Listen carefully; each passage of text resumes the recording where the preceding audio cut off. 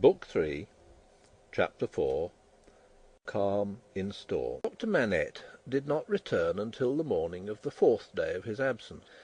So much of what had happened in that dreadful time as could be kept from the knowledge of Lucy was so well concealed from her that not until long afterwards, when France and she were far apart, did she know that 1,100 defenceless prisoners of both sexes and all ages had been killed by the populace, that 4 days and nights had been darkened by this deed of horror, and that the air around her had been tainted by the slain.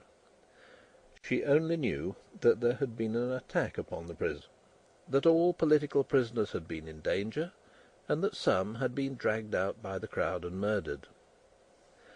To Mr. Lorry the doctor communicated, under an injunction of secrecy on which he had no need to dwell, that the crowd had taken him through a scene of carnage to the prison of La Force, that in the prison he had found a self-appointed tribunal sitting, before which the prisoners were brought singly, and by which they were rapidly ordered to be put forth to be massacred, or to be released, or, in a few cases, to be sent back to their cells.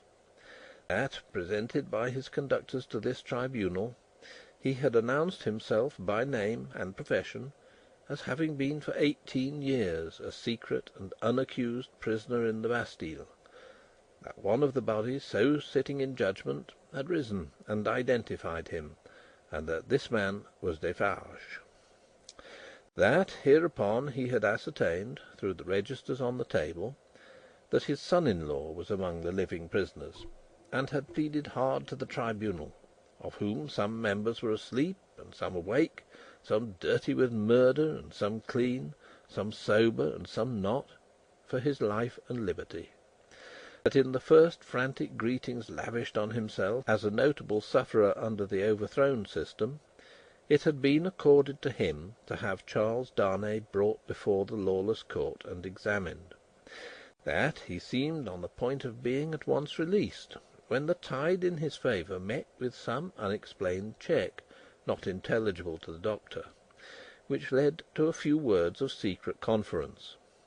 That the man sitting as president had then informed Dr. Manette that the prisoner must remain in custody, but should, for his sake, be held inviolate in safe custody.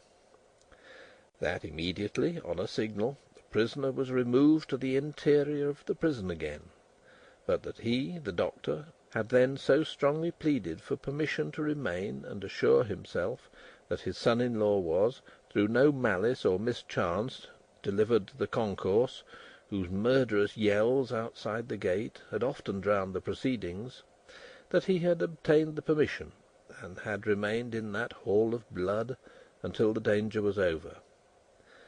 The sights he had seen there, with brief snatches of food and sleep by intervals, shall remain untold.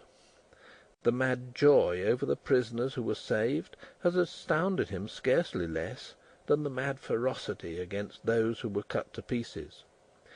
One prisoner there was, he said, who had been discharged into the street free, but at whom a mistaken savage had thrust a pike as he passed out. Being besought to go to him and dress the wound, the doctor had passed out at the same gate, and had found him in the arms of a company of Samaritans who were seated on the bodies of their victims. With an inconsistency as monstrous as anything in this awful nightmare, they had helped the healer, and tended the wounded man with the gentlest solicitude, had made a litter for him, and escorted him carefully from the spot, had then caught up their weapons and plunged anew into a butchery so dreadful that the doctor had covered his eyes with his hands and swooned away in the midst of it. As Mr. Lorry received these confidences, and as he watched the face of his friend, now 62 years of age, a misgiving arose within him that such dread experiences would revive the old danger. But he had never seen his friend in his present aspect. He had never at all known him in his present character. For the first time the doctor felt, now, that his suffering was strength and power. For the first time he felt that in that sharp fire he had slowly forged the iron which could break the prison door of his daughter's husband and deliver him. It all tended to a good end, my friend. It was not mere waste and ruin. As my beloved child was helpful in restoring me to myself, I will be helpful now in restoring the dearest part of herself to her. By the aid of heaven, I will do it. Thus Dr. Manette. And when Jarvis Lorry saw the kindled eyes, the resolute face, the calm, strong look and bearing of a man whose life always seemed to him to have been stopped, like a clock, for so many years, and then set going again with an energy which had lain dormant during the cessation of its usefulness, he believed greater things than the doctor had at that time to contend with would have yielded before his persevering purpose. While he kept himself in his place as a physician whose business was with all degrees of mankind, bond and free, rich and poor, bad and good, he used his personal influence so wisely that he was soon the inspecting physician of 3 prisons, and among them of La Force. He could now assure Lucy that her husband was no longer confined alone, but was mixed with the general body of prisoners. He saw her husband weekly, and brought sweet messages to her, straight from his lips. Sometimes her husband himself sent a letter to her, though never by the doctor's hand. But she was not permitted to write to him, for, among the many wild suspicions of plots in the prisons, the wildest of all pointed at emigrants who were known to have made friends or permanent connections abroad. This new life of the doctor's was an anxious life, no doubt. Still, the sagacious Mr. Lorry saw that there was a new sustaining pride in it. Nothing unbecoming tinged the pride. It was a natural and worthy one, but he observed it as a curiosity. The doctor knew that up to that time his imprisonment had been associated in the minds of his daughter and his friend with his personal affliction, deprivation, and weakness. Now that this was changed, and he knew himself to be invested through that old trial with forces to which they both looked for Charles's ultimate safety and deliverance, he became so far exalted by the change that he took the lead and direction, and required them as the weak to trust to him as the strong. The preceding relative positions of himself and Lucy were reversed, yet only as the liveliest gratitude and affection could reverse them, for he could have no pride but in rendering some service to her who had rendered so much to him. All curious to see, thought Mr. Lorry in his amiably shrewd way, but all natural and right. So take the lead, my dear friend, and keep it. It couldn't be in better hands. But, though the doctor tried hard, and never ceased trying, to get Charles Darnay set at liberty, or at least to get him brought to trial, the public current of the time set too strong and fast for him. The new era began. The king was tried, doomed, and beheaded. The republic of liberty, equality, fraternity, or death, declared for victory or death against the world in arms. The black flag waved night and day from the great towers of Notre Dame. 300,000 men, summoned to rise against the tyrants of the earth, rose from all the varying soils of France, as if the dragon's teeth had been sown broadcast, and had yielded fruit equally on hill and plain, on rock, in gravel and alluvial mud, under the bright sky of the south, and under the clouds of the north, in fell and forest, in the vineyards and the olive grounds, and among the cropped grass and the stubble of the court, along the fruitful banks of the broad rivers, and in the sand of the sea-shore. What private solicitude could rear itself against the deluge of year 1 of liberty, the deluge rising from below, not falling from above, and with the windows of heaven shut, not opened? There was no pause, no pity, no peace, no interval of relenting rest, no measurement of time. Though days and nights circled as regularly as when time was young, and the evening and morning were the first day, Other count of time there was none. Hold of it was lost in the raging fever of a nation, as it is in the fever of one patient.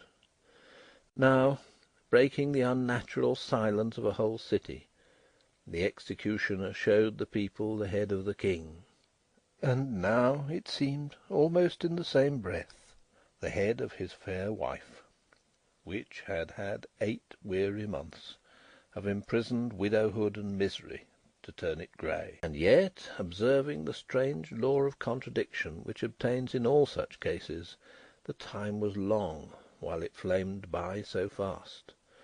A revolutionary tribunal in the capital, and 40 or 50,000 revolutionary committees all over the land.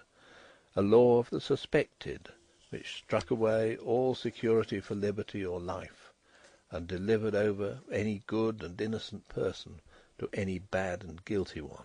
Prisons, gorged with people who had committed no offence and could obtain no hearing. These things became the established order and nature of appointed things, and seemed to be ancient usage before they were many weeks old. Above all, one hideous figure grew as familiar as if it had been before the general gaze from the foundations of the world, the figure of the sharp female called La Guillotine. It was the popular theme for jests. It was the best cure for headache. It infallibly prevented the hair from turning grey. It imparted a peculiar delicacy to the complexion. It was the national razor, which shaved close. Who kissed La Guillotine, looked through the little window, and sneezed into the sack. It was the sign of the regeneration of the human race. It superseded the cross. Models of it were worn on breasts from which the cross was discarded, and it was bowed down to and believed in where the cross was denied. It sheared off heads so many that it and the ground it most polluted were a rotten red. It was taken to pieces like a toy puzzle for a young devil, and was put together again when the occasion wanted it. It hushed the eloquent, struck down the powerful, abolished the beautiful and good.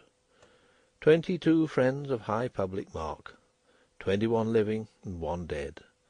It had lopped the heads off in one morning, in as many minutes. The name of the strong man of old Scripture had descended to the chief functionary who worked it, but so armed he was stronger than his namesake, and blinder, and tore away the gates of God's own temple every day. Among these terrors, and the brood belonging to them, the doctor walked with a steady head, confident in his power, cautiously persistent in his end, never doubting that he would save Lucy's husband at last. Yet the current of the time swept by, so strong and deep, and carried the time away so fiercely, that Charles had lain in prison 1 year and 3 months when the doctor was thus steady and confident. So much more wicked and distracted had the Revolution grown in that December month, that the rivers of the south were encumbered with the bodies of the violently drowned by night, and prisoners were shot in lines and squares under the southern wintry sun. Still the doctor walked among the terrors with a steady head. No man better known than he in Paris at that day, no man in a stranger situation. Silent, humane, indispensable in hospital and prison, using his art equally among assassins and victims, he was a man apart. In the exercise of his skill, the appearance and the story of the Bastille captive removed him from all other men. He was not suspected or brought in question any more than if he had indeed been recalled to life some 18 years before, or were a spirit moving among mortals.